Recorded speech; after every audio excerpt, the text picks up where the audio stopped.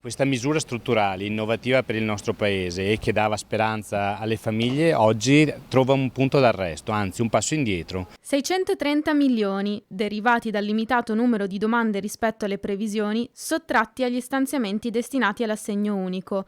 Il provvedimento intrapreso in queste ore dal governo Draghi delude le famiglie e le realtà associative che hanno fortemente voluto questa misura a sostegno della genitorialità. Queste risorse potevano essere impiegate per ampliare la base di soggetti che lo potevano richiedere, per ridurre l'impatto del valore patrimoniale sull'ISEE, oppure per aiutare le famiglie con maggiori difficoltà, oppure ancora per sostenere quella che era la cosiddetta clausola di salvaguardia, vengono distolte da questa misura strutturale e mettono le famiglie di nuovo di fronte a un'incertezza. Importo che sarà impiegato comunque ai fini sociali, ma per Bordignon andava dato un segnale più forte di sostegno alle famiglie. La famiglia è la spina dorsale del Paese, tutte le politiche del Paese impattano sulle famiglie, non esiste una politica neutra, si parli di lavoro, di urbanistica, di materie prime, di risorse energetiche.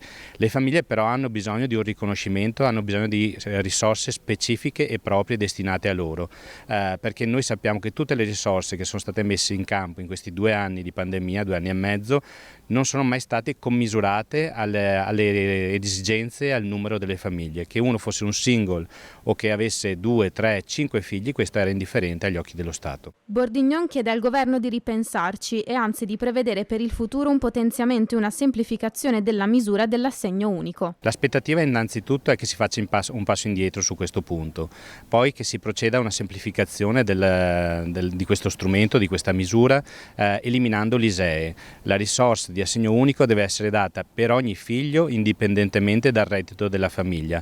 Poi la famiglia pagherà le tasse in base alla propria capacità contributiva. Ogni figlio ha la stessa dignità di fronte alla società e di fronte allo Stato.